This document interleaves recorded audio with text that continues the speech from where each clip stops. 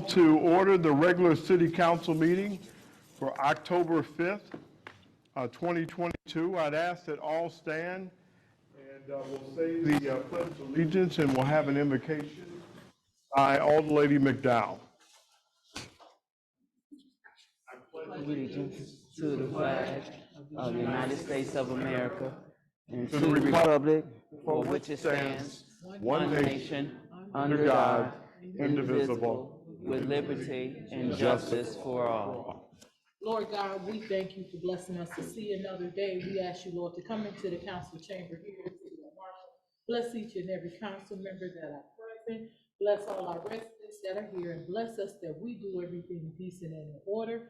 Remember all those that are sick, and we ask you, Lord, to go into their homes, the hospital rooms, and bless each and every one of them in Jesus' name. Amen.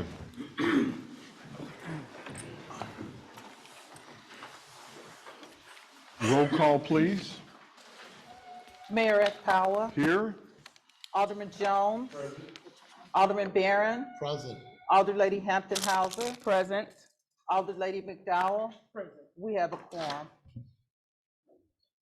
Approval of minutes, regular city council meeting minutes for September 7th, 2022. I make a motion to approve regular city council meeting minutes for September 7th, 2022. Second. Motion by Alder Lady McDowell, second by Alder Lady Hampton to approve regular city council meeting minutes for September 7th, 2022. Question?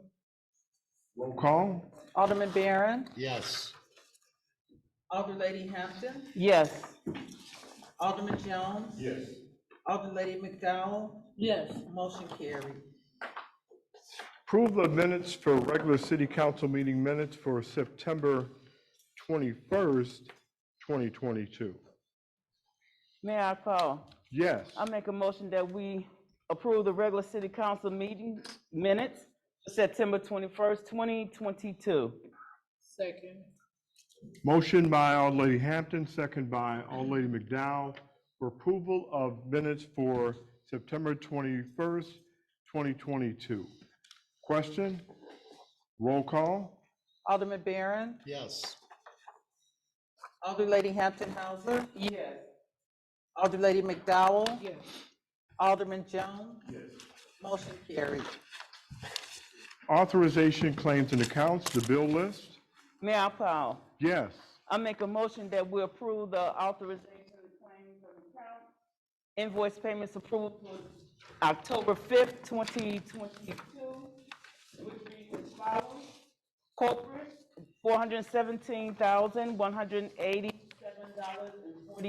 $417,187.72. Water and sewer, $359,754.98. We have solid waste at $11,933.01. We have motor fuel at $162,113.10. The Markham Senior Living Complex, $20,895 even. The roller rink, $12,223.18. We have Dixie Highway at $2,384 even. We have Jevick Business Park, $7,000 even, which gives us a total of $993,490.99. We have manual checks that add up to $3,500, which gives us a grand total of $996,990.99. Second. Motion by, Hampton. yes. I'm getting there. Let me do it. Motion by Alder Lady Hampton, second by Alderman Barron for approval of authorization to counts the bill list. Question? Roll call? Alderman Jones, Yes. Alder Lady Hampton Hauser, Yes. Alderman Barron, Yes. Alder Lady McDowell. Yes. Motion carried. Okay, this evening we have a presentation from Lauterbach and Amon for our 2021 audit. Are they here? Oh, we are. Okay, very good. Just before we get started, if there's anything from our finance director that you might want to give any opening to about this for us? Just a few words. First, the treasurer was not able to be here, but just thanks to you, Mayor, to our leadership, the council, for working with the treasurer's office to start getting these results. I mentioned we were, it's going to take probably 4 to 5 years to get where we need it to be, but I think the results will show that we're at least moving in the right direction. And then Brad will continue to point out some things that we'll continue to look forward to in the future, but we're definitely on the right track, and that's thanks to the leadership and council for helping us to be able to make those changes that we need to make. Excellent. Thank you. This on the screen has nothing to do with him. This is not your. Okay. I think there were a few copies that were going around. Oh, yeah. Okay, I've got my copies. Okay, good. Wonderful. Good evening, everybody. My name is Brad Porter. I'm here on behalf of Water Document, as the principal overseeing the city's fiscal year 2021 audit process. To provide a brief recap of the documents that we have issued at the conclusion of that process. First and foremost, I'd like to thank members of council for the opportunity to be here to share these results with you tonight. Before I go any further, I did want to give a very special thank you to Christina and her team for all of their efforts in getting us to the finish line this year. I know there have been uncharacteristic circumstances that have arose over the last couple of years as it relates to a pandemic and software conversions, so many things being kind of thrown at the finance team, and they've done a great job. We've really enjoyed our relationship with the finance team here, so thank you to that, Christina. There are 3 pieces of required communication that we issue at the conclusion of each audit process. Again, I know there are a few hard copies of the audit that were going around. That's okay. I'll specifically reference the document that I'm discussing here this evening. So the first piece of required communication that we are required to discuss with council is what we call our SAS 114 letter. In accordance with Statement on Auditing Standard number 114, we are required to state in the body of that 3-page letter whether or not we had any disagreements or difficulties that we had encountered throughout our audit process. I'm happy to find or report that there will be no findings as it relates to disagreements or difficulties noted in the body of that letter. So thank you very much for your efforts once again. Moving on to the annual financial report, and that will be the thicker of the 2 bound documents that you have in front of you here this evening. Again, I know this is 4/30/2021 information that we're reporting on here this evening, so the financial information is a little bit outdated, but you'd be delighted to know that we'll be kicking off the fiscal year 2022 audit here October 17th, so just in a few weeks here. So looking forward to getting back on track with the state. As it relates to fiscal year 2021, there are a couple of pages that I'd like to point out specifically throughout our audit. Page 1, give everyone a moment to turn there. On page 1, you'll find our independent auditor's report. This is the most important page within your audit document. Ultimately, it is your responsibility as management to provide us a set of financial statements to work off of. We go on to state that our responsibility is in this letter, and that is to make sure that we're generating an opinion on the financial statements that are provided to us. I'm happy to report for fiscal year ended April 30th, 2021, we have issued what is known as an unmodified opinion. That is the cleanest form of opinion that any governmental entity can receive, ultimately stating that as your auditors, we believe the financial statements to be free from material misstatement, that there are sound internal controls in place or documented via the management letter here in front of you this evening. So congratulations. In terms of a couple other intangible highlights, pages 5 through 15 are a very important section to you as council. This is what we call our management discussion and analysis. I would certainly encourage you to spend most of your time and effort here on this section. We call it for short, or MD&A. It's going to provide a great narrative analysis of fiscal year 2021 at a glance, It'll have a lot of comparative data, charts, graphs, etc. And I'll be the first to admit that sometimes those financial statements are not the most easily interpretable by any means. So this section here will really give you a bird's eye view of the fiscal year. Moving on to page 26, I did just want to talk about the general fund a little bit. On page 26, I'll give you a moment to turn there. We have our statement of revenues, expenses, and changes in fund balance. I did specifically want to point out the general fund. This year we had an increase of approximately $4.1 million in our general fund balance, bringing our deficit from $9.8 million to $5.7 million as of April 30th. And Christina did allude to the fact that the city is making strides in the right direction to recoup, some of those liabilities that do remain on the books in the general fund. So, moving on to the management letter, that is going to be the second of the two bound documents that we issue at the conclusion of each audit cycle. You may or may not have that in front of you. That's okay. Ultimately, the primary purpose of our management letter is to convey any internal control recommendations, best practices that we see in the industry, or any upcoming accounting pronouncements that could have an implication on the city. I'm happy to report we had two current recommendations this year, one of which was purely procedural, and that's comment number 2. I'm actually going to start with that one. Comment number 2 is what we call GASB 87.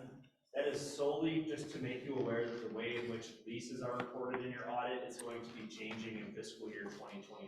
So no harm, no foul with that comment. I just wanted to point that out. That's in every management letter that we issue as a firm. Comment number 1 was for lack of supporting documentation for a cash receipt. Part of our process is to ultimately review the cash receipts that were collected throughout the fiscal year. There was one exception noted in which the supporting documentation could not be provided. I don't want you to be alarmed by that by any means. We do perform alternative procedures, tracing the bank statement, contacting the vendor, etc., and everything checked out on that front. So it was purely a record-keeping type of matter at that. So, and when you're dealing with fiscal year 2021 outdated information, it becomes very difficult to locate those things a little easier. So. There are a number of prior recommendations that we've disclosed in the management letter. Again, the primary purpose of those is really to add value and provide kind of an inside look at some of those best practices that I have referenced. So I won't cover each of those tonight, but we're here to work with the city on the implementation of any of those prior recommendations that can be found within the letter. So that concludes my brief coverage of the audit report, and I'm happy to field any questions that you might have. You did an awesome job. Council, any questions? Comments? I just have one that I was going to mention under my report tonight anyway, and I do want to applaud the city council and the administration of the city in terms of what we've been doing over the last several years as a team. Not only have we brought down deficit, we've balanced, had balanced budgets and been able to operate the city. So, I mean, that's just a testament to all the hard work of this council and all the employees that work hard, and we're working hard and better. So thank you for reporting, and we're familiar with you. I know that our pensions are working with you as well, so we know who you are, and this is a good, solid report, so thank you. Thank you for your time this evening. All right. Thank you. Just one other question. On the recommendations on the fire and police pension funds, I'm sure it makes a significant difference that we were shorthanded and we weren't up to full staff, which means the projection of what we would have been contributing isn't there. Because the guys that worked the men and women that worked overtime, after they've done their 40 hours, they don't pay pension on the additional hours. So I'm sure Yeah, there are so many advanced calculations that go into that actuarial valuation that's performed. all right. What's found in the audit is a direct report, ultimately a copy paste from the GASB 67, 68 actuarial valuations that are conducted. So you're correct, there are so many different things that can fluctuate, cause that number to fluctuate. What they do try to pinpoint is abnormalities and saying in one fiscal year, if we're operating with a skeleton crew, how can that impact, is this an abnormality this year, and smoothing those kind of on the balance sheet. So there are factors that go into play to help kind of smooth those one-offs. Okay, appreciate it, thank you. Okay, thank you. Thank you very much. Thank you. Okay, next we have a presentation this evening by Northwestern Green Infrastructure. Mr. Champion, you can open up with that for us. Okay. Good evening, everyone. I would like to acknowledge Brandon Evans from the Center of Neighborhood Technology. Just stand up for a second so everybody can see who you are. Brandon has been involved with the city mayor prior to myself coming here with helping with this particular project over in Bel Air, a section that has been dealing with a lot of flooding issues. With him today is a Northwestern professor, Kimberly A. Gray. She is the chair, she's the chair and Kay Davis professor at the Civil and Environmental Engineering at the Robert R. McCormick School of Engineering and Applied Science. There was a really in-depth study that was done with the flooding, and they have some solutions for the city of Markham. She has a short presentation that she's going to conduct in a moment here, and we want to just thank her and her team, and Connor McGarvey and Charles Collins as well for lending his hand too from the city of Markham. So without further ado, I'm gonna have Ms. Kimberly Gray start a presentation. Good evening. Good evening. For letting me come here and share some of the work we've done with your help. I met with Mr. Champion and I think Ms. Fountain? Yes, Attorney Fountain. Attorney Fountain, in August, Brandon in August. And so at that time, I talked with the group about the things that we've done in this Bel Air neighborhood. Yes. So I'm going to give you just some high points to see if this is interesting to you, to see if the city would like to take maybe the next steps based on the kinds of things we found. Okay? Please. So I'm going to start here. So we have, so I'm a professor at Northwestern. I'm also the chair of Civil and Environmental Engineering. And so what do I have to do? I have to write research grants all the time to bring in money so that we can train our graduate students. And so we, in partnership with the Center for Neighborhood Technologies and some other parties, we obtained National Science Foundation funding a number of years ago. It began in 2019. And this was a leading engineering for America's prosperity, health, and infrastructure grant called Leap High. The extents people will go to come up with what they think is a cute acronym. How about it? I know. So anyway, so we obtained this funding that allowed us to look at sort of fundamental engineering aspects, but to then translate it to some sort of application. In other words, we didn't get funding to just stay in the laboratory and do things, of interest to a small group of people. We were supposed to find meaning and traction in the larger community. And so this is for catalyzing resilient urban infrastructure systems, integrating the natural and built environment, basically to solve flooding. And so we have a team at Northwestern, University of Pittsburgh, C&T, Center for Neighborhood Technologies, and Greenprint Partners. And our goal here is to try to improve the engineering tools and the gathering of data so that we can make more accurate designs of nature-based systems, of green infrastructure systems. Mm-hmm. Why can we not get nature to help work with us rather than trying to find it all the time? And in doing that, we want to create networks, and in many ways it's the restoration of the natural landscape. Even though we now inhabit it, we should sort of work in better synergy with natural processes. So can we restore some of the natural networks to improve not only water storage, reduced flooding, but water quality enhancement, biodiversity, and community well-being. So this is maybe just a little bit of a sense of how you could enhance our management of stormwater. I mean, stormwater should be an asset, right? Rainwater is highly treated, very pure water. Why is it we treat it as a waste? And we treat it as a waste in a very costly way with pumps and pipes. And anymore, those methods fail. And they fail because most of these systems are undersized, they're deteriorating, and as we face climate change, the system's changing really fast. We're getting much more frequent, intense storms. I mean, we just had we didn't think of it, but there was just a hurricane, the worst storm to have hit an area of Florida ever.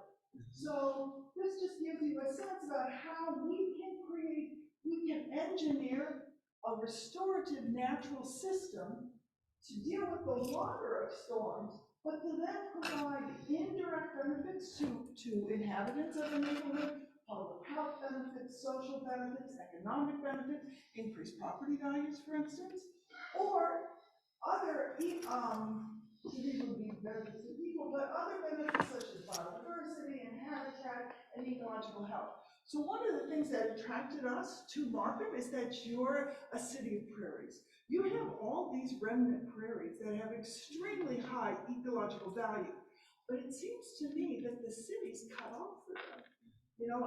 And so we wanted to see if we could restore connection.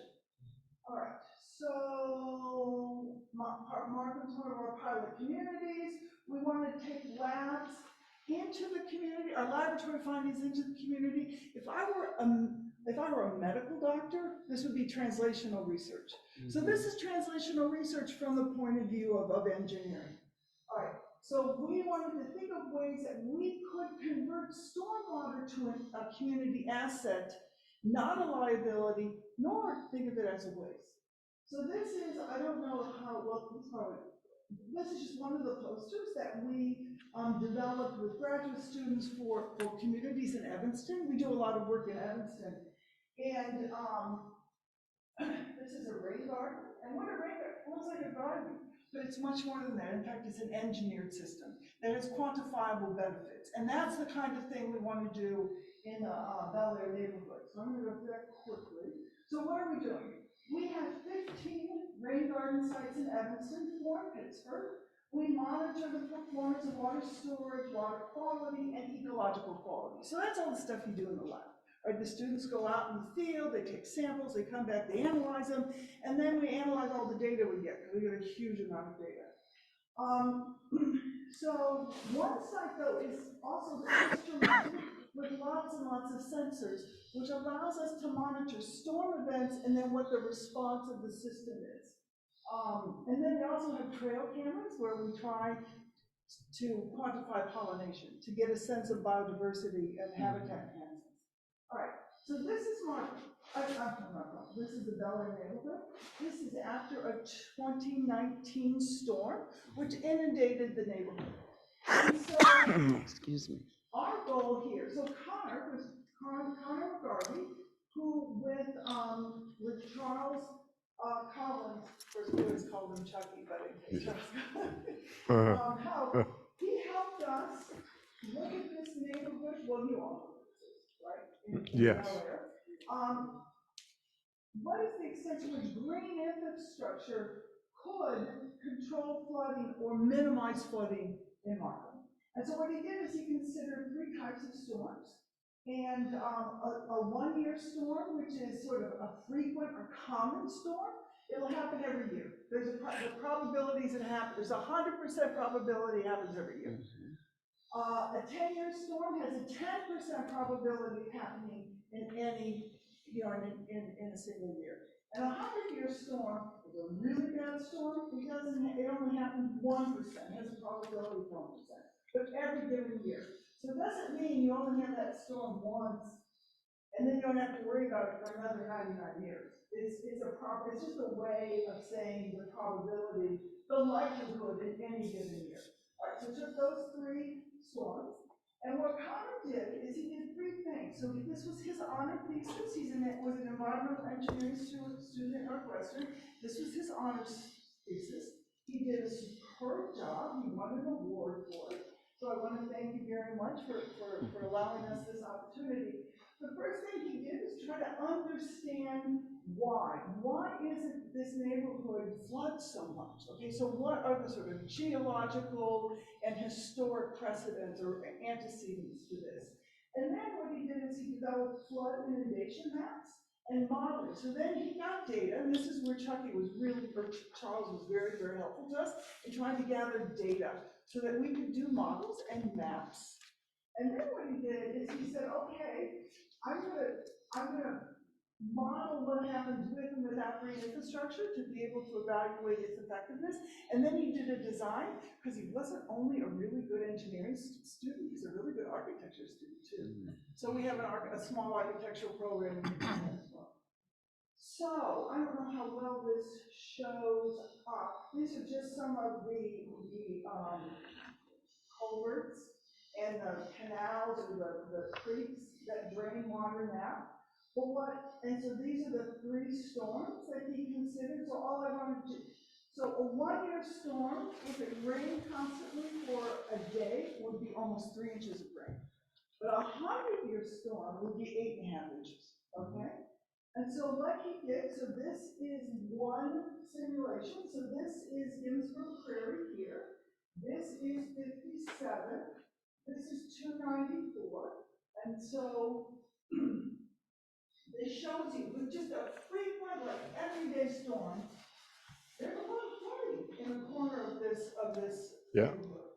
But if you add bioswales, so all that is you have very wide right-of-ways, and if you just engineer them and plant them in this way, this will, I mean, I thought that was real, see, this is why he's a pretty good architecture student. So then what happens is you diminish this flooding and you get no flooding anywhere else. The water is all routed into these bioswales, which are sort of a beautification, but they're engineered to be more than aesthetically advantageous. They have engineering function as well.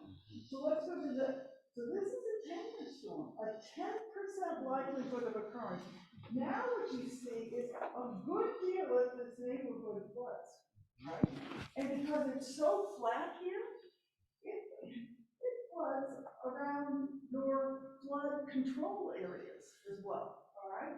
You put in so now what we are going to do is he adds in this wooded area, it's kind of ecologically it's wooded, which is always nice, but ecologically it's not super high quality, all right?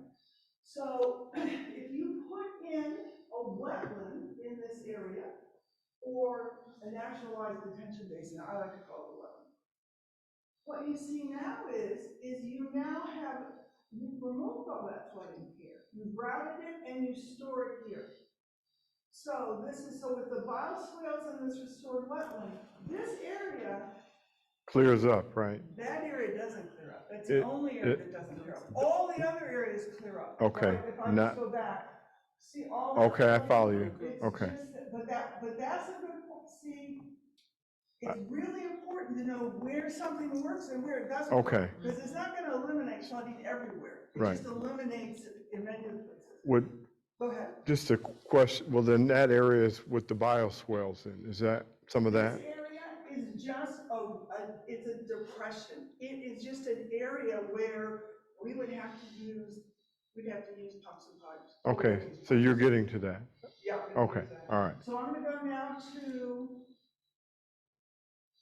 the really bad storm, a 100-year storm. It has a 1% probability of happening, but we know now that these happen much more frequently. Okay, I mean, climate change is rapidly changing this whole neighborhood floods. So there's no GI here. There's some storm sewers, but I don't think that the whole area is not very well. The whole area floods, but if you put in the wetland and all of those bioswales, you don't have the flooding except here. So what you would have to do here is this shows that we would have to combine green infrastructure with built infrastructure. We can solve this, but we're gonna have to have pipes to drain that water and take it to the storage. And this storage area would have ecological benefits. I mean, it could be a huge benefit for the community. Sure. Areas where people could fish, areas where kids would learn about the ecology of the area, and it could be a really big benefit. Sure. Okay, so this wooded area is, you all own an awful lot of the property there. And so one of the things we wonder is, I mean, is this in the city's interest? Are they interested in doing something like this? Do you have other plans, for instance, for this area? It was never developed. It could have been developed, but it wasn't developed. So to move forward, you do have to address, some of these are owned. I don't know if they're all, if all the taxes have been paid, right? That part I don't know. So what are the next steps? So I'm here to see if there's interest on the part of the city to take the next step on this. And then the question is, how do you finance something like this? Because it would be millions of dollars to do this. So what needs to happen is, and this is where CNT, our partners, Greenprint and CNT, we brought Greenprint Partners, which is this is an impact investing firm that is totally focused on green infrastructure and developing financing mechanisms for communities to do these kinds of things. And they do it in Philadelphia, they do it in Milwaukee, they do it in Chicago, they do it in a lot of places. So the next step, my student did a great job, right? I think he did a wonderful thesis. I've shared it with Derek and with Ms. Okay. So it's excellent, but we have to make many assumptions. So engineers will always give you an answer. That's because if we don't have the data, we'll make an assumption. We'll make a safe assumption. So what you really have to do is someone needs to go in and survey. This area is so flat, you really need to know exactly, an inch can determine whether water cools or whether it would eventually drain. So there needs to be more detailed site assessment, surveys and elevations. We need to look at what other governing bodies may have jurisdiction here. Then rough cost estimates would have to be done. Permitting is always an issue. And then project facing and identification of potential funding sources. And Greenprint, they're part of our team. This is not something I do. Okay. So I guess why I'm here is so Derek, am I achieving what we thought? Yeah. So I just need for you to explain, Kimberly, how this can really help mitigate some of the flooding and us going after some of the federal, state, and county dollars, and how we can really bring this to light in phases, to fruition in phases. It's a good time since there was the infrastructure. Yeah. I mean, this is a really good time Yep. for this. Yeah, because there's so much money coming down from the EPA. So that's the truth. So, Kimberly, I wanted to make sure that I didn't get in the middle of your presentation. So, are you ready for us to respond a little bit? So, well, okay. Okay, then that was the slide I needed. A professor waltzes in and acts like they do all the work. I don't do that much. But really the student, and that's Haley. I was going to show you. She's the PhD student. I heard you say the word. I think you said ecological detention. I was saying, detention. That was what was in my mind about. The water's got to go somewhere and how you manage it. I did find that it was pretty creative. Not just the bioswales were extremely creative, but I also like the way that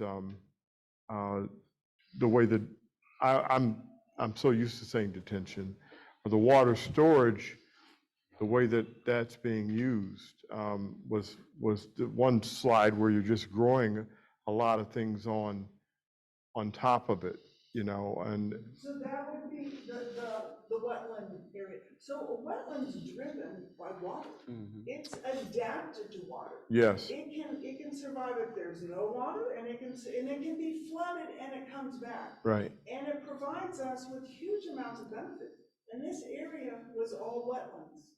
Well, I just think that it's really, I'm all for it. I know that many of us here are kind of quick studies about that area. All of us have lived here long enough to know the plight of that area for the people that have lived there for decades. They've really had to suffer through a lot of flooding, and so this would just be make their lives so much better. So, council, I know I'm all for it. What would you all like to do for next steps? I'd like to see us go for it. Trying to see what we can do to make their lives better. Yes, Mayor, I'm sorry. Yes, Mayor, I think moving into the future, especially with our comprehensive plan that we're actually utilizing at this particular moment, I do think it's important that we do kind of keep up with time and try to actually alleviate as much of the flooding as possible, but still make our city look nice. Just like in the new development areas, they always put in these retention ponds or whatever the case may be in order to, suck in that water in that particular area and not flood out into their adjacent homes. So I think this is something that we really need to look into. Let's investigate it a little bit more, find out what type of fundings that we can actually get coming down the pipeline, Mr. Champion, and see how we can move forward. I'm all for it, absolutely. But let me just say, so when I say this sort of master plan, this is I pay for that, okay? Because it's part of our national, well, actually, the taxpayers of the United States pay for that, because that is part of the National Science Foundation. Excellent. So it's just that sort of initial master, but we do, we may need help with data that you already have. Excuse me, Kimberly, so would Greenprint Partners help identify funding opportunities as well? Absolutely. Right, so we have to That's keep what that they in do. mind. They would find those federal, those funds that we need and different grants. Yeah. Because you're gonna have to put together a quilt of things. I mean, it's not gonna, EPA isn't just gonna come along but you put together a package. Right, Alderman Jones, I think you have to. Oh, I'm sorry. Yes, Hey, no problem. As a child, I used to play over there, and it used to be wetlands. And I was always told there was nothing you can build over there because there was one time somebody tried to put a tractor out there and it sank. So it's a complete wetland. So we thought about doing a nature preservative where they planted plants that grow deep roots to soak the water out, and it still did no good. I remember one time we actually built a house with a basement over there and got in trouble because the pump stayed on all the time because it was below the water table. I mean, as being on the council for 20 years, we tried things over there and it didn't work. We actually got in trouble for building a house over there when we shouldn't build a house over there with a basement. So what makes this different than what we did before? Well, I don't know exactly what you did before. Okay. And so what I would say is, what's different now is that we do it with maybe a little bit more experience, and that we aren't just sort of trying and then we're not using trial and error. So we're trying to understand what are the native plants that can be put in certain areas that you do just what you said. They act as pumps. They will pump out the water into the atmosphere. It's called evapotranspiration. We tried that, yes. Yeah. Well, but so it would be great to get your experience to know what worked and what doesn't work. The other thing is that you do it in a network. You don't just do it in one place. You have to understand what is the response of the system to water falling at a particular rate. So the water's going to move over the landscape. The water won't percolate very much into the subsurface here because you have so much clay underneath, but we can pond it, and then the plants can evapotranspire. So, okay. And this is not a, but all the way, it's not small. yeah, that's, No, and that's huge. That costs a lot of money to move earth. Right. Yeah. So that, you have an area where you can pool, but the size be wetlands. And wetlands want to be, they want, the vegetation wants to be either submergent or emergent in water. Alderman, what I was gonna mention, I don't know if we're in the same place, but we're not building anything, we're just gonna move the water. Away from where there are buildings. I'm literally seeing keeping pipes down.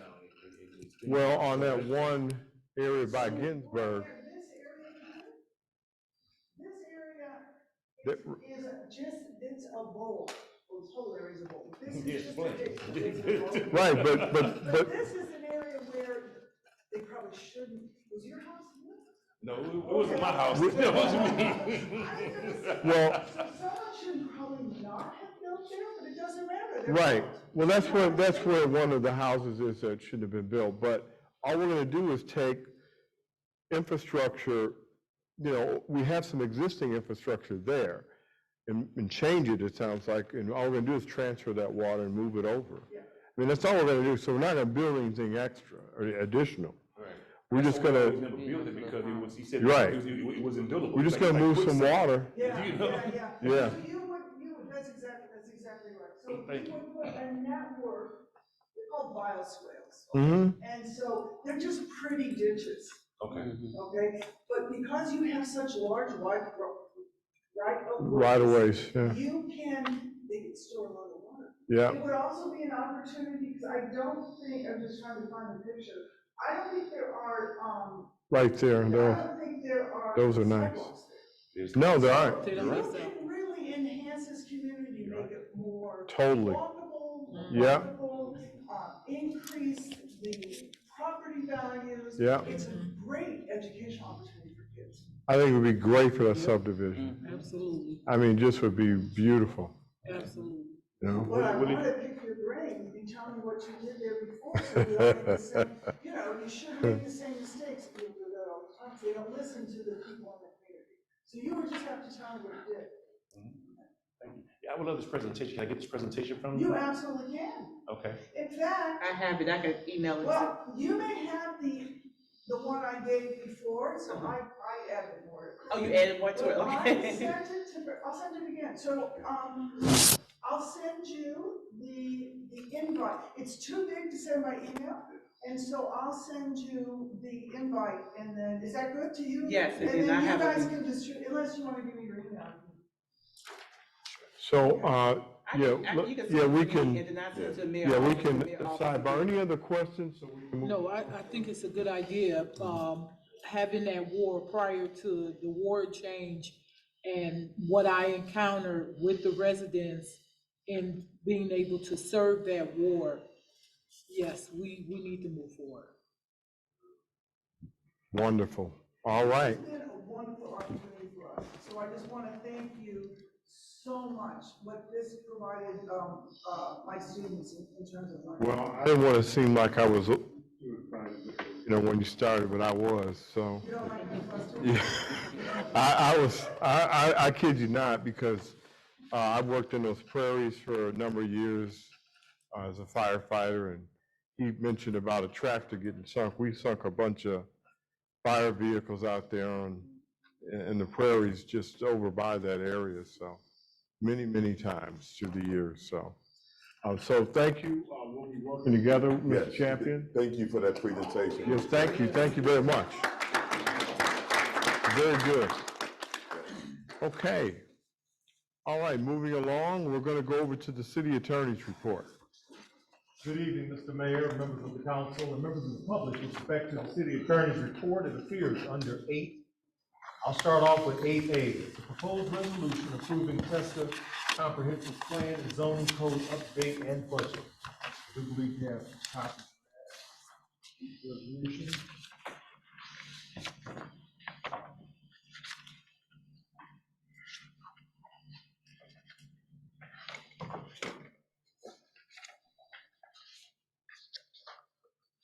All right, we have the resolution. Is there a So this motion? resolution, comprehensive, okay. Yes. Could you mute them, IT? Thanks. Go ahead, Alderman Hand. Oh, no, I was just asking, I just wanted to make sure I had the right resolution, but we're on the resolution. Mayor, I make a motion that we waive the readings on resolutions. No. On the resolutions, my apologies. I make a motion that we approve the resolution number R dash 692. 692. I think I got it right. You got it right. A resolution approving Tasco comprehensive plan and zoning, code update and budget. Second. Motion by Alderlady Hampton, second by Alderlady McDowell, for approval of resolution for Tesca comprehensive plan zoning update and budget. Roll call? Alderman Jones, Yes. Alderlady Hampton Hauser, Yes. Alderlady McDowell, Yes. Alderman Barron, Yes. motion carried. Okay, and just a matter to mention, most of us read this in our packet. We've been working on it for quite a while to get the comprehensive plan updated. Yes. And this will also take care of a lot of code issues that we don't want to run into, like we have run into with legal matters in the past. So this will really put us where we need to be, right, old lady, Attorney Fountain? Yes, yes, we've been talking to him, and he's gonna start this month, meeting with the Plans and Zoning Board to start getting things. Yes, and Mr. Champion, did you have a comment? And Michael Huffman from Tesca is present, in case you have any questions too by Zoom. Oh, Yes. oh, okay. We muted him. We don't need to mute him if you want to. Did you all want to talk to him at all, or? I just have one quick, for questions. I just have a question. Sure. This won't exceed 100,000. Am I reading this right? It won't be between 45,000, 100,000? The budget is on page 2, and it outlines how much towards the comprehensive plan, how much towards the zoning code modification. Now, keep in mind, if there's a change, we can always bring it back if there's some reason we need to, but right now, we're operating in this budget that's been presented to City Council. Which is how much?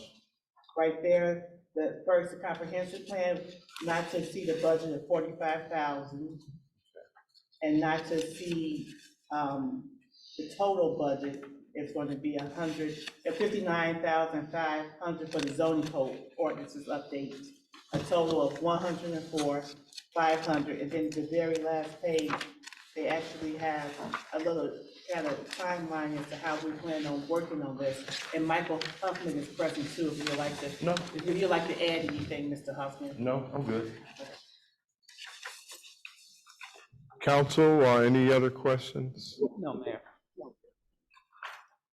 Okay, I think we're moving along. Mr. Champion. I just wanted to, Mr. Harvey, would you like to say a few words or anything? There, I muted myself. Can you hear me now? Yes. Yeah. Yes, great. No, just looking forward to working with you again. We enjoyed working on the comprehensive plan a number of years ago. Certainly very familiar with the area, and had a great meeting with Mr. Champion and Ms. Fountain the other day to talk about some of the key issues, and we will be trying to accelerate some of the issues you've had regarding some of your commercial industrial property, get that going kind of as quickly as possible while we're continuing to work on the rest of the comp plan, the overall zoning ordinance, so we can move pieces of it ahead to address some of the urgent issues and continue to proceed along with the rest of the document as well. So look forward to working with you.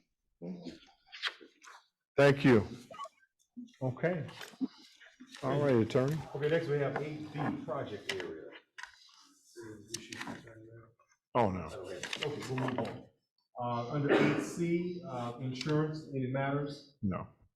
Moving on to 8D, contracts, under 8D, Roman numeral 1, McQueen emergency contract for fire engine.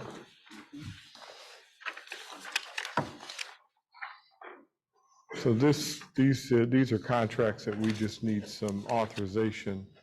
I think when I talked with, I know I talked with Alderlady Hampton today. Did these get by the finance office? Okay, that's, yeah, usually when they're here, They usually made it by you. Okay, that's all I wanted to make sure. Okay, they didn't make it by you, they shouldn't be you.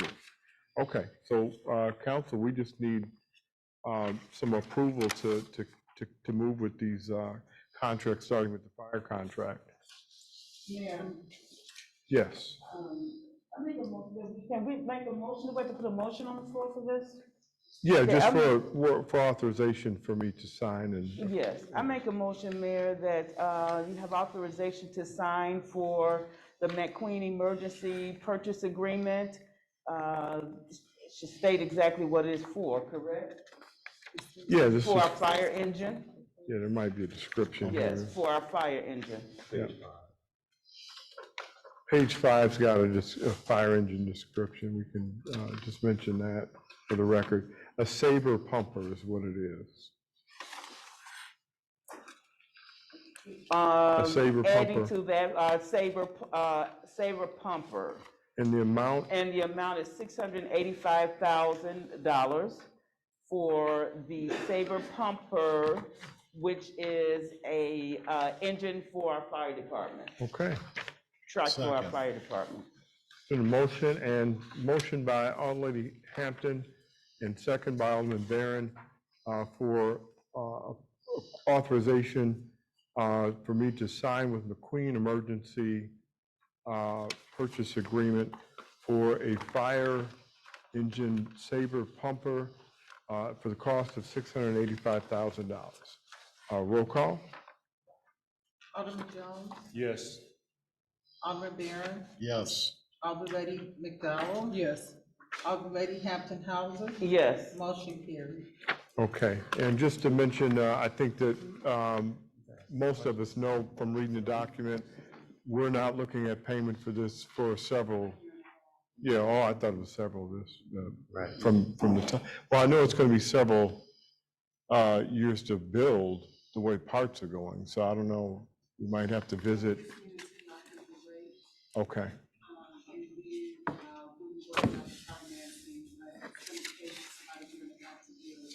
Oh, well, that's quicker than what I heard, but that's good. Okay. You open it for questions, but okay. No, it's never too late, please. Yeah, that was my question about so we're gonna have it in the budget every, like, for 3 or 4 years, like we do before, like every year we pick it up? Okay.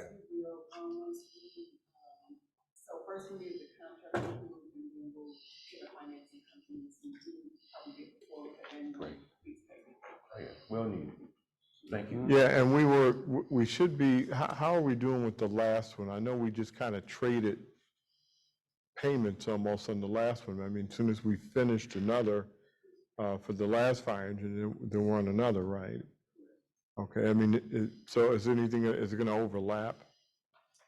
It will, but, we can work out financing to kind of fit. Okay. I was confident. If it made it past you and Belinda, I was confident, so I'm fine. Okay, attorney, you can go over to the next one. Okay, next, we have under AD Roman numeral 2, West Side Tractor Proposal for 2023. Mayor Alpao, Yes. I make a motion that you sign the agreement with West Side Tractor Proposal. It's for 2023 John Deere 410P backhoe loader, and which would be utilized in our Public Works Department for the amount of $149,996.25. Second. Motion by Alderlady Hampton, second by Alderman Barron for authorization and to sign contract for West Side Tractor Proposal for a 2023 John Deere backhoe loader for Public Works. Now the question. Well, Public Works would definitely love you for this. John is a good brand. They've been renting the one they have so far. Yeah. So, I mean, this is a long time overdue. The one we had, they worked into the bone. So, Yeah. a lot of water main breaks. So this is a great addition to the fleet that they have now. Right, and we don't want to contract these things out. It's more costly to contract it out. So you're right. We've been renting the one lately because the two that we have are back and forth to the shop. So we're way past due to replace Well, of the two, one of them for sure. So with that, we'll go to roll call. Alderman Lady McDowell? Yes. Alderman Barron? Yes. Alderman Lady Hampton Hauser? Yes. Alderman Jones? Yes. Motion carried. Next, we have 8E, are there any issues or matters concerning land development? No. Move on to 8F, personnel matters. Okay, nothing being heard from the council. Moving on to 8G, any matters concerning litigation? All That's it for right. my report, I have nothing else. Thank you, Terry. Going to city clerk's report. Okay, I have several business licenses for this evening. The first one is Metro Crawford LLC, located at 15901 Crawford Avenue, and the owner is Hitesh Patel. Okay, which one is this? I believe Metro Crawford. Okay, got it. Okay, we have a representative for Metro Crawford here. Can we open the meeting to Metro Crawford? Mayor, I make a motion that we open the meeting to Metro Crawford. Second. Okay, all in favor? Aye. Aye. Good evening, Metro Crawford. If you just would tell us the nature of your business tonight, and the council may have some questions about your business tonight. My name is Sweet, then my partner is Ketan Patel, sir. It's a new shop, sir. It's an existing new shop, and then automobile repair shop. We do the small repairs for the shop. Yeah, can you use the microphone there? I think some of us can hear you, but we want to make sure everybody can. It's an like a proper, it's a new shop. Yep. Oil changes, all kind of parts on the cycle, and then two plugins, and a lot of multiple costs. And then we do the small repair also, and then we do the like brakes, and then we do the then some transmission issues. If there is any transmission issues, engine issues will come, then we pick up and then we do it. And then if there is any emergency issues with the fire services and everything, with the alignment and this kind of issues, you guys are right now we are doing. For the past 2 years onwards, my senior mechanic is working over there. I'm working over there for the last 1 year onwards. I'm managing it over there. In the future, we guys are improving our business to the alignment machine, try to improve the alignment machine, try to install a new alignment machine. Currently, we guys are doing like 100% business over there. It's like next 1 year, we guys are targeting like a 700%. Okay, Alderman Barron, this is over in your area. Have you had a chance to? Yeah, it's the oil change shop. Right. It's been associated with Shell gas station, and they're splitting that off, so. Oh, okay. If nobody has.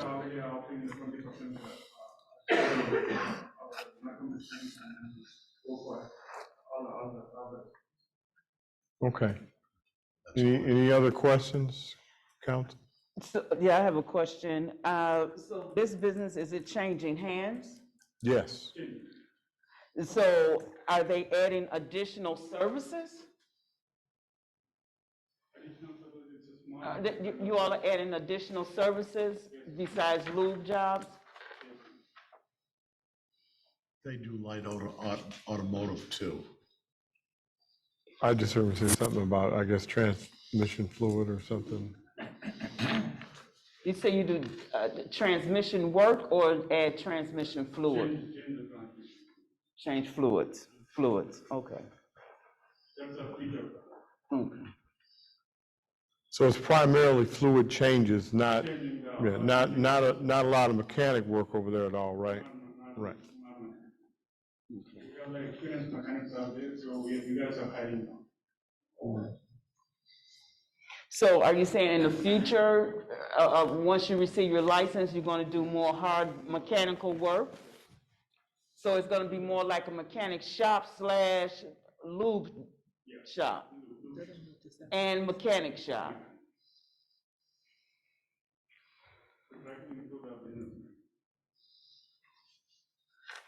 So the narrative of this particular business is changing. Yeah. The narrative of it is actually changing. It's going to actually be an auto mechanic shop. Transmission or motors out. They're doing the light mechanical. They've been Okay. doing that for a long time. Even Okay. when it was quick change, they were doing that. Okay, well, I guess the only thing I would be concerned about, if it's light mechanical, that I'm not gonna, if they've been doing it, but I'm concerned about storage, how are they gonna handle that? There is no storage over there. How's it Well, gonna be outside or inside? That's what you asking me? yeah, I don't wanna run into that. Currently, we do repair and income rate for the oil leak, and one way is for a small kind of a case. I couldn't understand.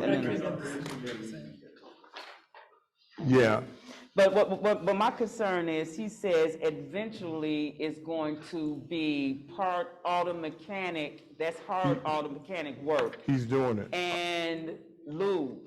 Yeah, that's what they're doing already, light mechanic work. That's what Alderman Barron just said, they're doing that. I didn't know to what extent.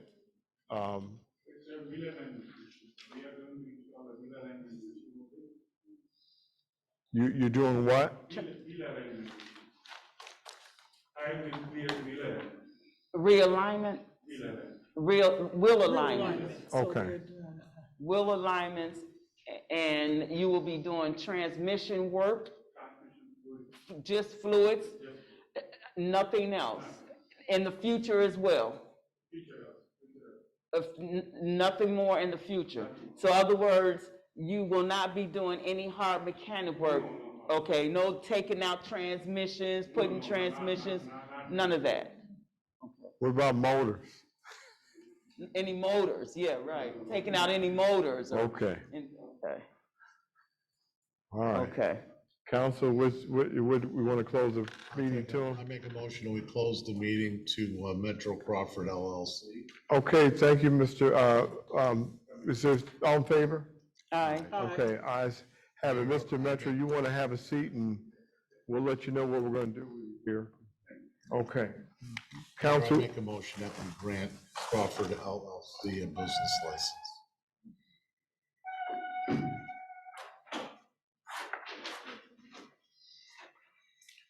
motion by Alderman Barron, is there a second? Second. Motion by Alderman Barron, second by Alderlady Hampton for, to grant license for Metro Crawford. Roll call? Alderman Jones, Yes. Alderman Barron, Yes. Alderlady McDowell, Yes. Alderlady Hampton Hauser, Yes. motion carries. Okay, Mr. Metro Crawford, tomorrow stop in the building department and talk to them about your license. Okay? Okay, thank you. Good evening. All right, go ahead, Madam Clerk. Okay, the next business license is Q Line Logistics Corp., and this is being tabled until the next meeting because he's out of the country. Okay. Then our next one is Corona Home Contractors LLC, Francisco Corona.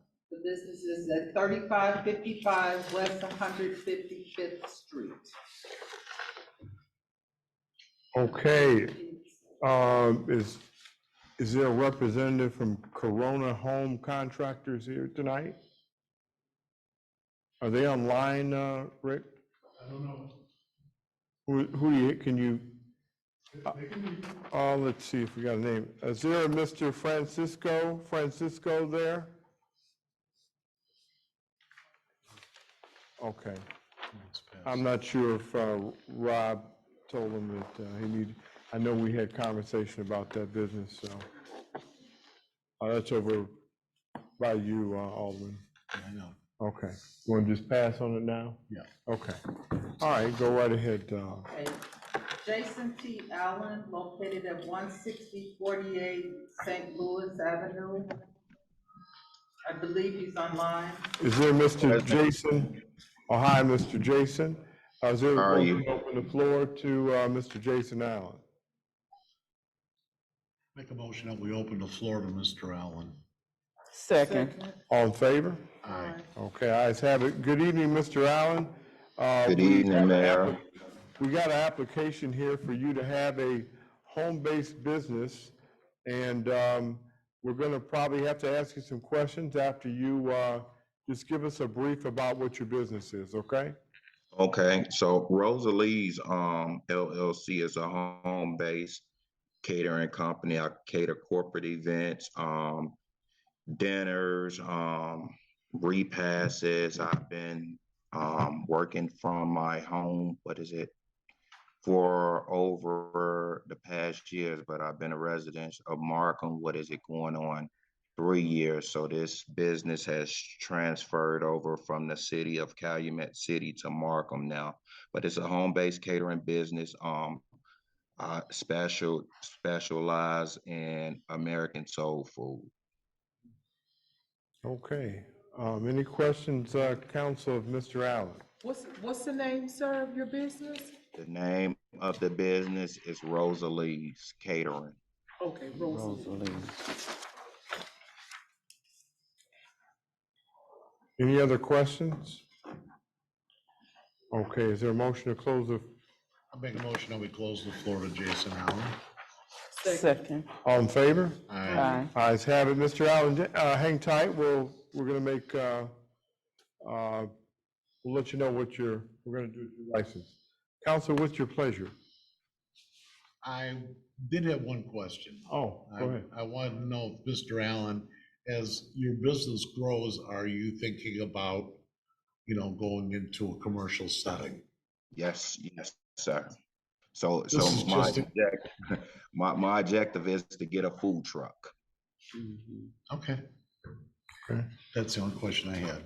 All I right. make a motion that we grant Mr. Allen a business license. Second. Motion by Alderman Barron, second by Alderlady McDowell to grant business license for Jason Allen, Rosalie's Catering. Roll call? Alderlady Hampton Hauser, Yes. Alderman Barron, Yes. Alderlady McDowell, Yes. Alderman Jones, Yes. motion carried.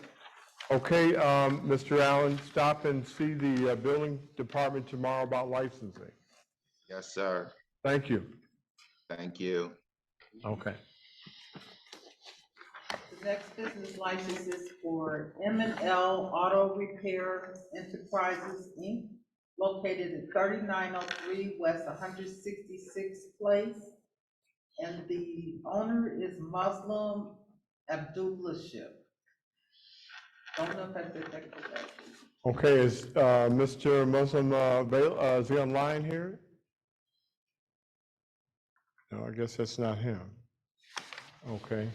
Alderman, you familiar with this? This, I was not able. Okay, well, he's not here, I so it think looks this is like, the old Statoil, down at the end of the block, the new building.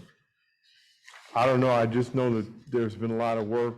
Robbie said that it's been redone or They something. bought it over a year ago, they haven't opened. Okay, well, we got time, he's not here. Yeah. So we'll revisit that, because I had some other questions I forgot when we talked about it. So let's move on to the next one then. Markham Mini Mart, Inc., located at 16655 Crawford Avenue, Philip Perrine. Okay, He's online. oh, good, he's online, okay, is there a motion to open the, I make a motion that we open the floor to the representative from Markham Mini Mart, Inc.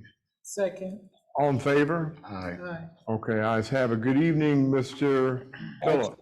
Actually, my name is Shaijo Malapala. I'm the attorney for Philip Quinlan. He's actually out of the country, so he told me to come. Okay, well, maybe you can tell us what is happening with the mini mart now that's different with this application tonight? Just the change of owners. There's nothing gonna change as far as the actual gas station. It's still gonna be maintained the same way, same exact way. It's just gonna be new owners. Philip Korean is gonna buy the property and the business. So gasoline, car wash, lottery machines, gambling machines, a little bit of food and drink. Yes. It's gonna say exactly the same way. Okay. Okay, and How does that go with the liquor license? It doesn't go to you. No, how Have they does that- applied? they would have applied. Did you already get everything is applied for with liquor license already? Yeah, we're actually just gonna take over the corporation, so we're trying to do a change of owners. Right. And that's the process we're going through. Right. Okay. This is the BP, right? Yes. Right, I think that's what it is. That's, okay. Mr. Tom. Yeah, Mr. Thomas is the owner. Okay, but they did go through some liquor, Well, if it's incorporated, right? right, So then but they have to can't make buy it- the No, they- license, they still have to do separate, Right. so. I just don't remember what Ernestine worked out, I'll figure it out. I know that we. But we're only cleared most- considering their business license tonight. That's all. Yeah. Yeah, so you know that you'll still have to clear the liquor background on this. Yeah, he's actually already gone through the process, done the fingerprints, already passed all that, but Okay, I thought so, I just didn't remember. So, yeah. okay, all right, well, tonight we're here for consideration of the license itself. Anybody? And not for the alcohol? Not at this time, no. So the way it's operating now, it's still under Mr. Thomas until this is all clear. Exactly. Yeah, okay, nothing's gonna change until everything's finalized. Okay. Yeah. Any other questions? Okay. I make a motion that we close the floor, representative from Markham Mini Mart, Inc. All in favor? Aye. Ayes have it, okay, And Mayor, I make a motion that we grant a business license to Markham Mini Mart, Inc., 16655 Crawford Avenue.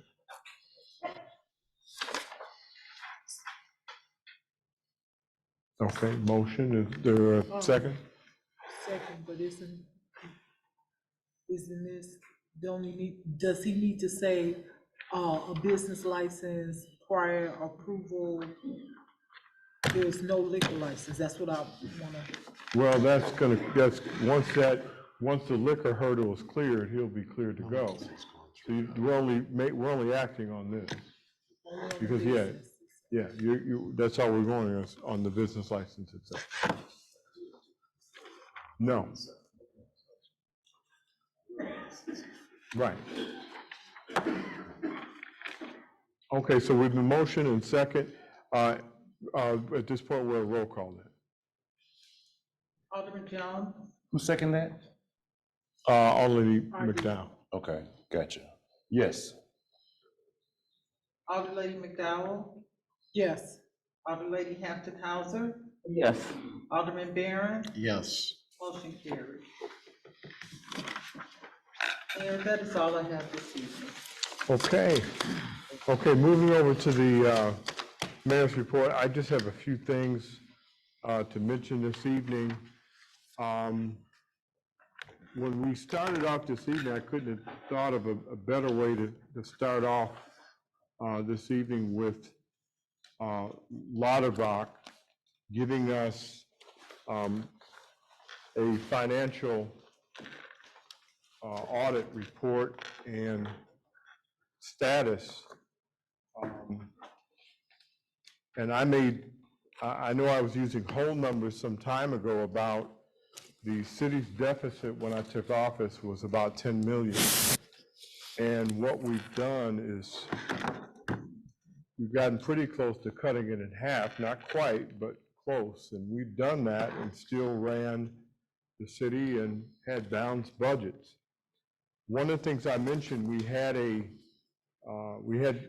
things this week with the tax assessor coming out to the community. One of the things I mentioned was one of the matters I had to deal with, and the council worked with me as well, was we let go of some 43, maybe 50, 60 employees over that time period.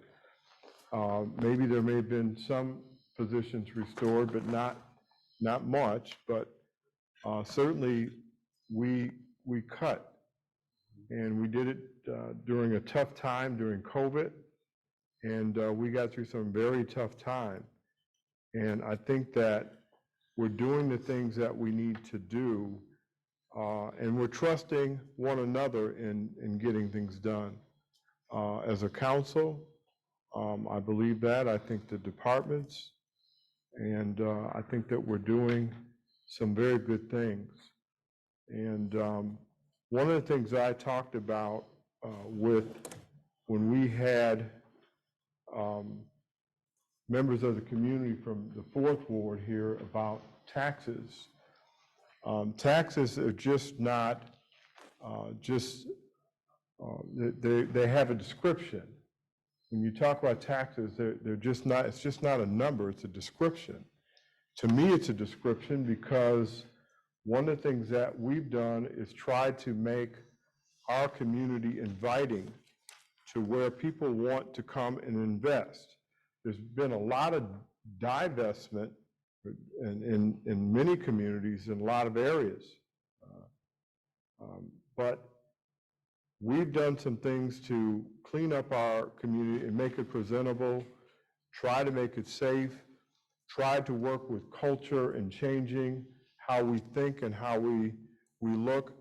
You know, as small as it may seem to some people, I hope that green paint, Alderman Jones, out there on that water tower sends a little bit of a message that Markham's not the same.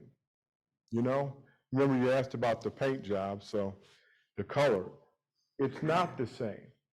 And whether someone thinks that or not, I think that the proof, as they say, is in the pudding. And I'll say that because of just look at the numbers. The numbers are there to say it. You know, we from time to time get naysayers, and we can't, I think I mentioned this, and I'll probably have to come out of my statesmanship in a minute, but because sometimes you have to do that. I apologize if I do that, but it's a shame that some people don't understand certain things, and they're just kind of ignorant to it. That's, you got to say words like that, you know, I mean, some people are just kind of ignorant. That's not a bad word.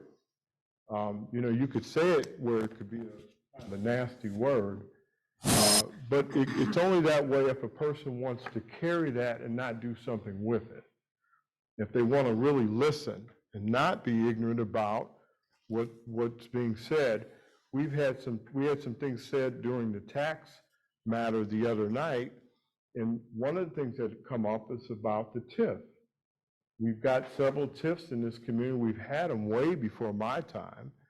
And the only weapon that a municipality has anywhere, especially in Cook County, one of the highest taxing counties probably in the country, not just in the state.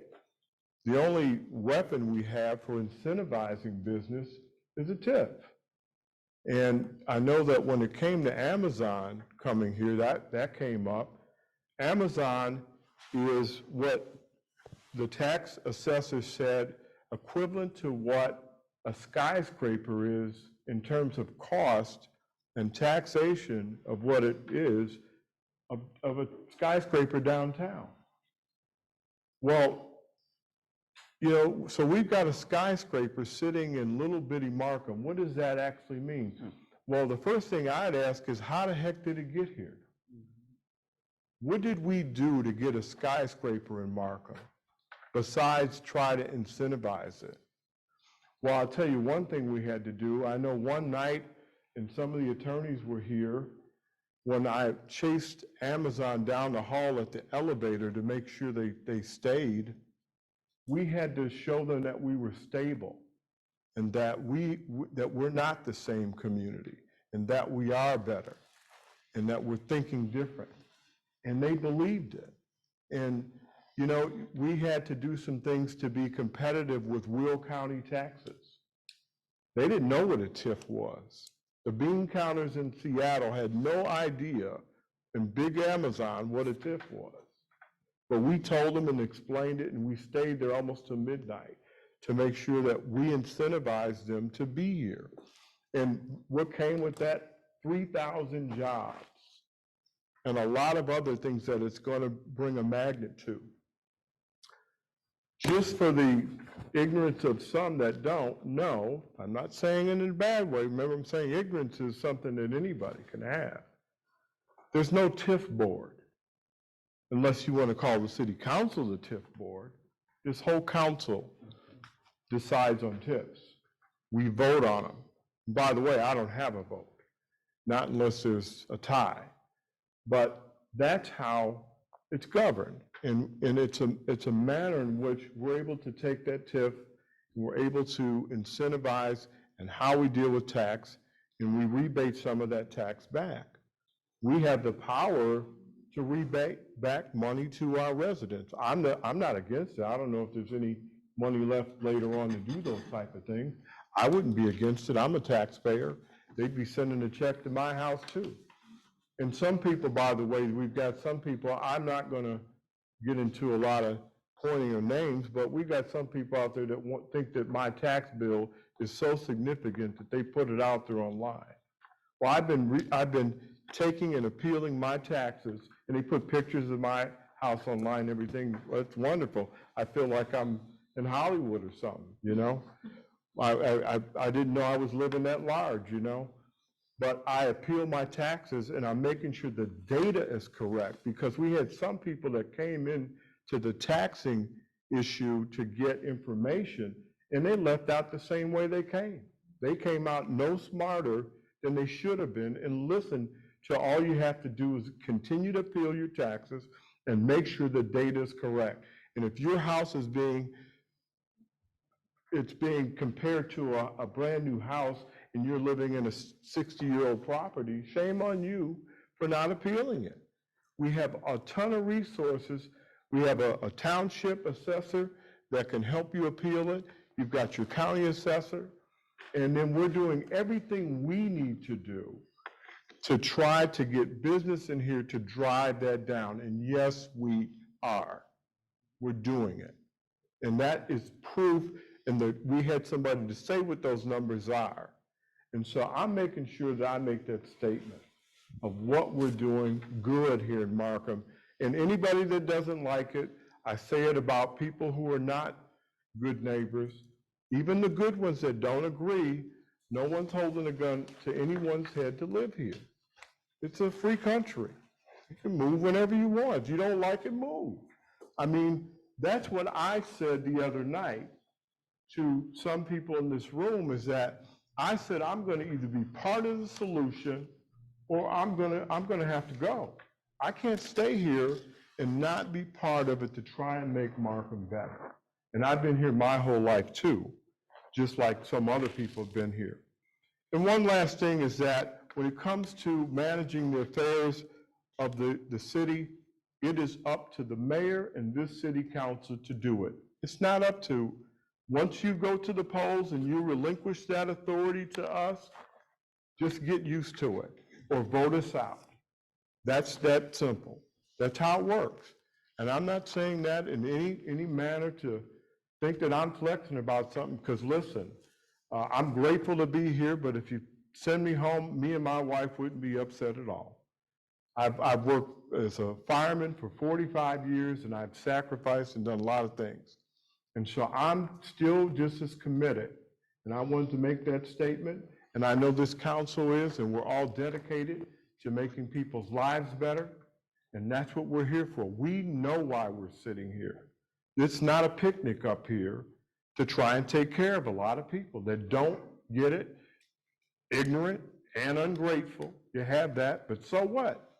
We'll try and educate you along the way and make us all better, make us all strong together.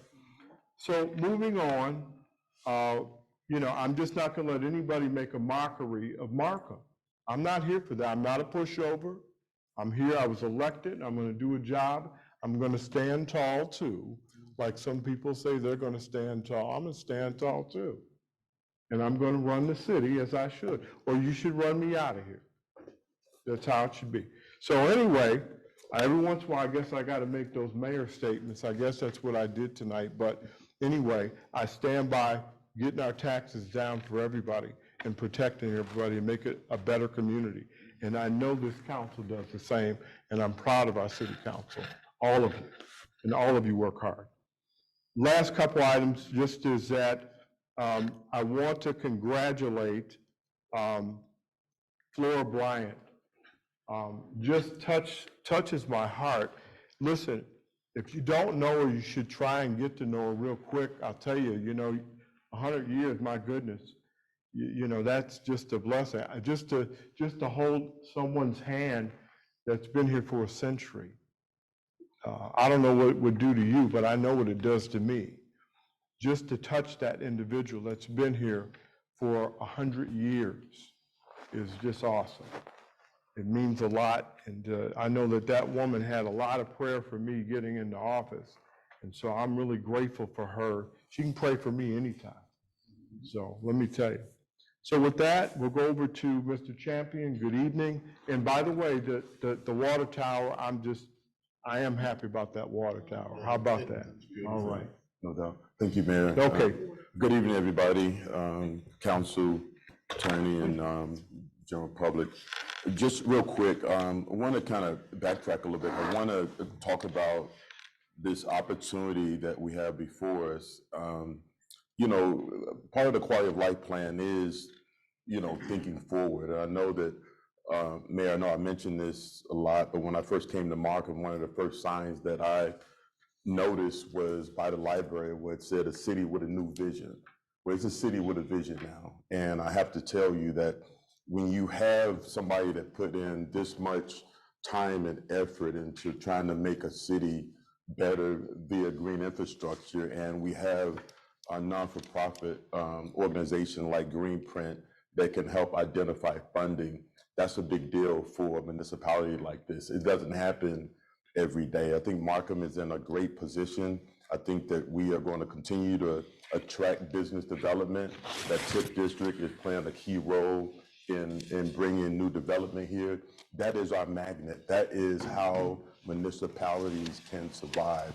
When you look at Robbins, when you look at the Daltons, when you look at any municipality that's a low to moderate income area or disadvantaged area, these are the things that they have in place to help bring businesses to a city like this. Markham, because of this leadership here and the mayor's vision, is really heading in a great direction. So I just want to thank Brandon, Brandon again from C&T, and Kimberly for coming out, because this is something that we definitely need to continue to push, man. And I'm looking forward to working with the county, the state, MWRD, Mayor, because they have, grant for green infrastructure, they promote that. So we're looking forward to pushing this forward. And just real quick, there is a hiring event that's coming up. Amazon has decided that they want to, for all the Mooney University Park, Madison, to come together to have a hiring event on the spot. That date is forthcoming, but there are going to be 200 jobs in University Park. There's going to 150 in Mooney. Madison is going to have about 200 new jobs, and Markham will have about 100 new jobs as well. So stay tuned. We are looking forward to taking part in that. It looks like it's going to be held in Madison, Illinois, well, in Madison, in the village of Madison. So stay tuned for that information. And also working with the tollway because a lot of folks don't know, but the tollway plaza is going to be reimagined. So that going over some new concepts right now but green infrastructure is one of the things that they're considering over there as well. That helps with our air quality. So we are really excited when you think about the trucks and the pollution and all that. The more green infrastructure we have around here, the better we can breathe around here. People don't, we have to continue to educate people on the importance of having green infrastructure. And the tollway is willing and able to assist in making sure that we can put the right concept over there. So that concludes my report this evening, man. Thank you, Mr. Champion. And now we'll go over to Ward and automatic reports. And good evening, Alderman Jones. Thank you.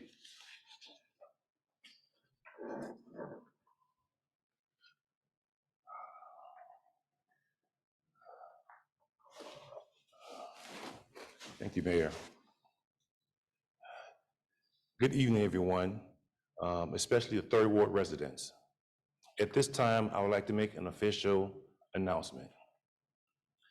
I have been contemplating this for a couple of years now, and after serving the Third Ward for 5 terms, I would not be seeking a 6th term as your Third Ward Alderman.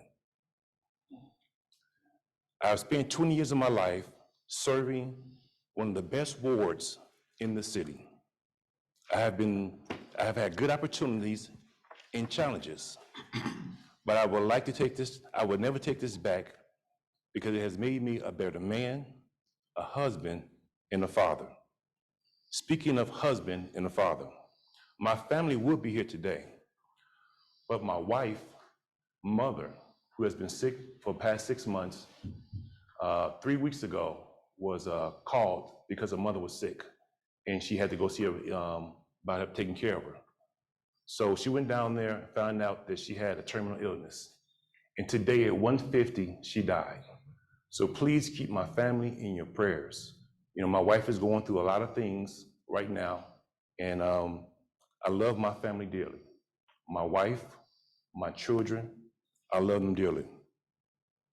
I have no doubt if I chose to run that I would have won the 6th term, since the redistricting has made me much easier to deal with in the largest area I was in. Some may think that the incident occurred in the privacy of my own home in August affected my decision. I would like to state for the record, no, it did not. The prosecutor had no witnesses, no evidence to present a case against me. After the big media hype, 3 days after the incident, on Tuesday, August the 30th, 2020, the judge dismissed the case. The case was thrown out. So I know people been calling me, what was going on with the case? The case was thrown out. There was nothing there to hold any substance on. I was told by a long-time political mentor, there's no such thing as a squeaky clean politician. You cannot play the political chess game without getting some dirt, some garbage, or some lies thrown on you. So get it together and move on. But man, were you so right, Taggart Jordan. He's long and gone now, but I can still hear him laughing and joking about the times when I was attacked, and I'd be upset and complaining with him about what's happening. He was like, "Oh, Jones, just move over, man. You're in the wrong field." He told me once this is a chess game played by gladiators. So you have to have tough skin, and I do, you know, and this too shall pass. But I tell you one thing, as a man, as for me and my house, we shall serve the Lord. Amen. I have very strong biblical principles and rules in my house. I will continue to be the priest, the provider, and protector of my house inside and out.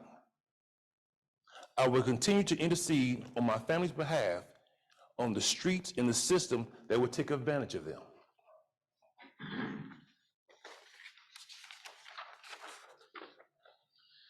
Spending more time with my family is the #1 reason why this is a good time for me to pass the mantle of responsibility on to someone else. I am proud to have sat on this diocese for 20 years.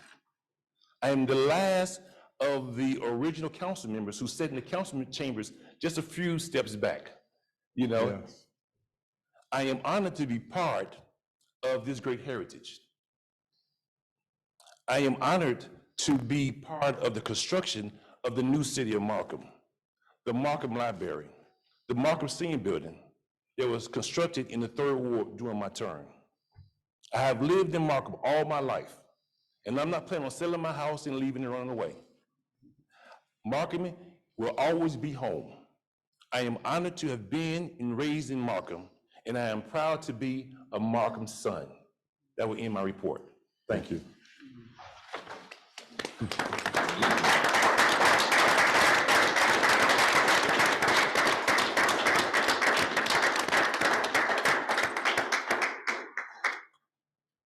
Thank you, Alderman Jones.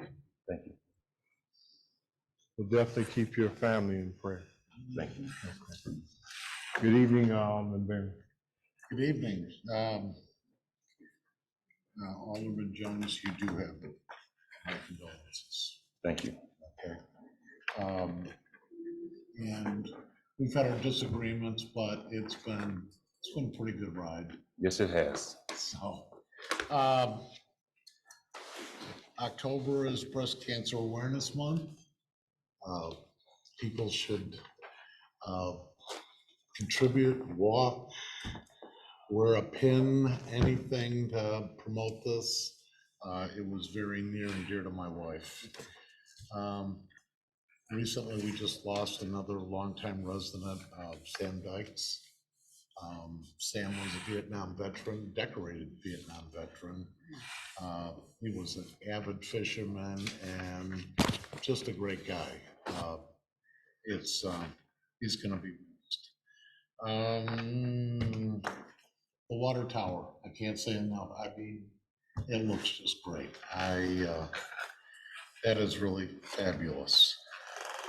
There's a fish fry this Friday at the Markham VFW for anybody that's interested.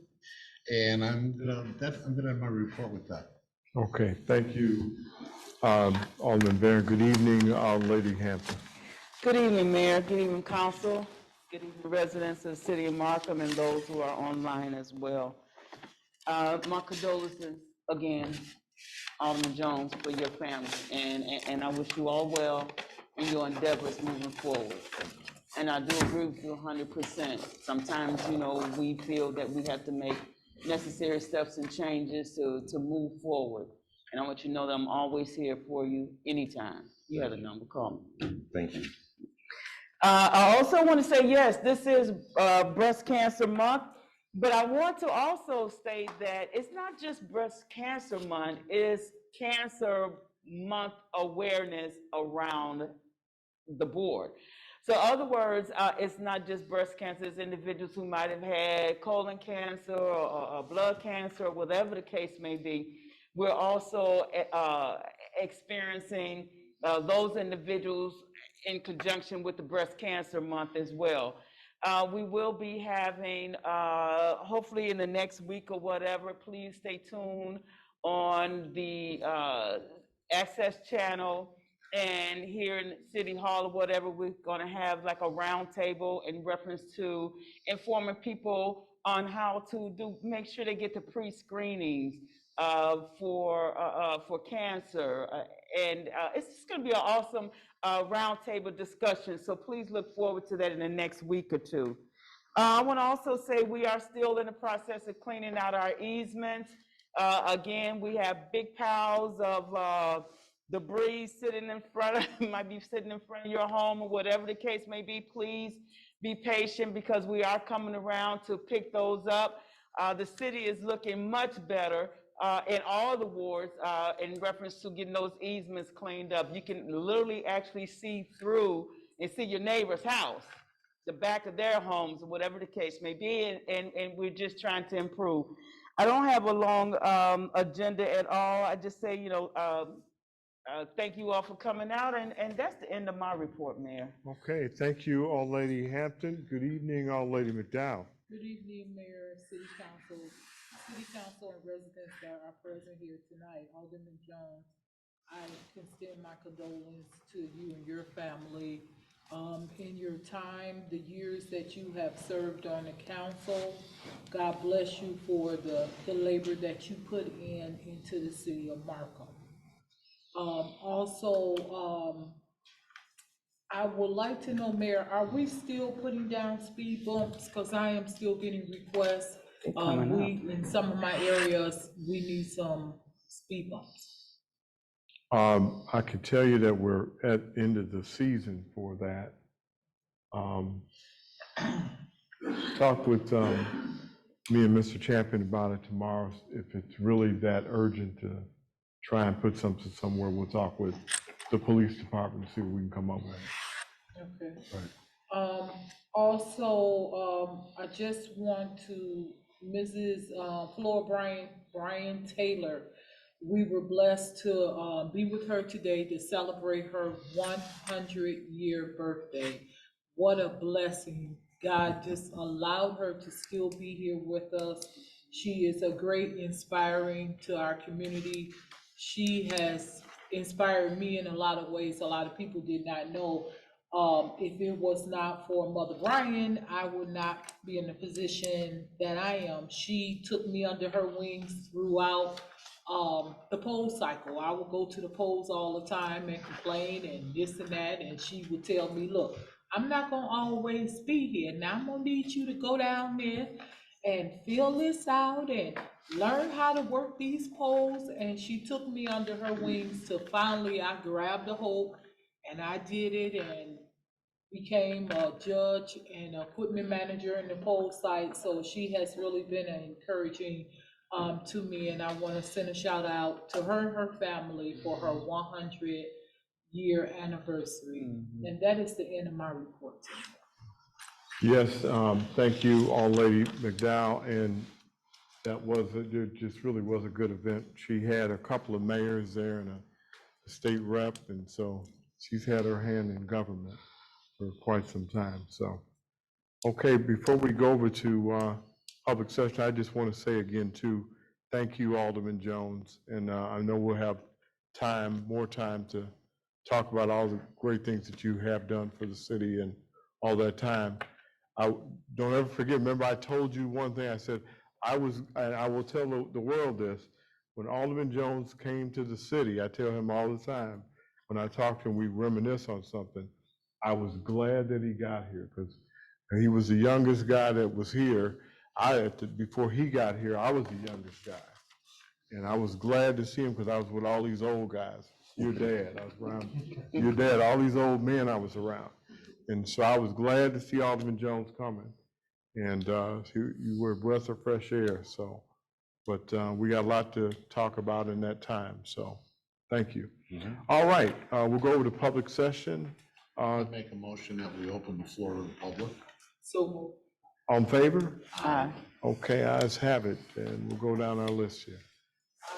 Mr. Jerome Cooper. Good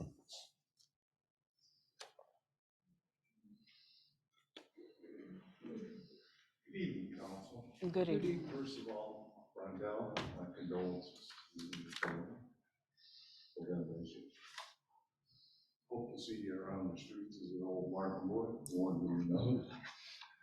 I have actually two questions. One is for Mr. Barron. On 155th, we're still having problems with speeding. We all know there was an accident with drag racing on the news the other night. I believe somebody got killed. But on 155th at night, they're doing the same thing. Actually, they went through Chris's front yard. They actually did damage to the water shutoff. They drove through the front yard and the preacher's yard, just missing cars. And he's had incidents where his wife's been walking the dog and they're almost running her over there. So I know you're short-handed on police. Can you work something out to maybe have some kind of patrol?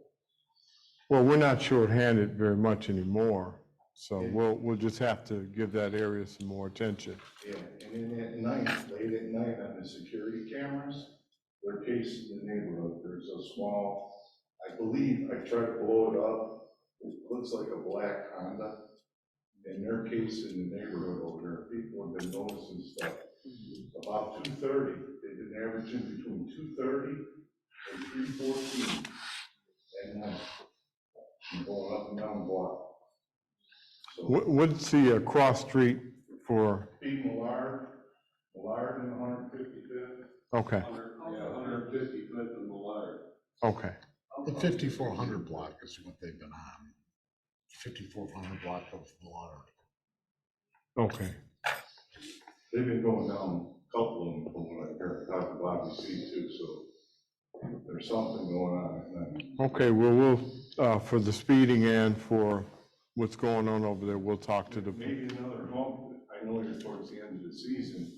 Well. We got the one, I did talk to the superintendent, and, you know, he's to the point now where they're starting to change over, and he wasn't gonna, we've got more speed bumps in, but he's to the point now where they're about ready to start picking them up. Right. I do have like a dozen locations of where we're gonna put new speed bumps in next spring. In spring, right. And we're gonna put them in as soon as we know the weather breaks. Well, let's work with police about patrol.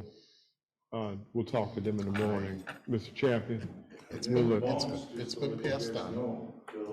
You look, the people are driving in their lawns where the bump is, they go around it. Yeah. So maybe some bollards. Yeah, we'll visit that as well. We're gonna give it to the police department about patrol and see, I think we'll try it that way. If not, then we'll come up with something.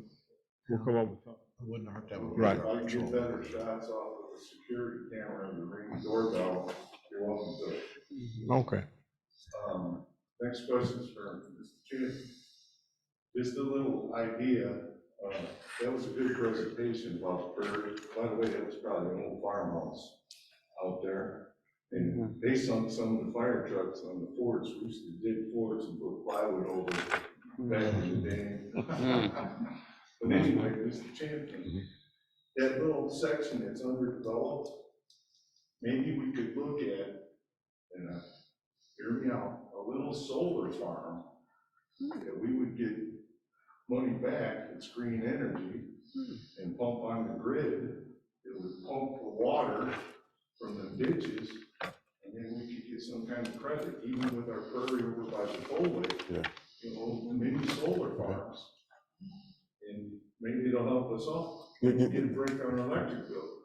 Cool. No, that's a good suggestion. And just a FYI, I'm sure you probably already know, the Biden administration did pass that infrastructure bill, and part of that is for solar and e-stations as well. Well, electric station, yeah. You know, I can hook you up with Don to work with you. I talked to Don the other day. Yeah, I just talked to Don earlier this week. Even with plug-in stations, Yeah. if we do go electric cars, but it's just a thought. Okay, no, I appreciate that. City, a lot of money. Yep, no, I definitely will take that in consideration. Okay, thank you. Thank you. Thank you. Clarence Hayes Jr.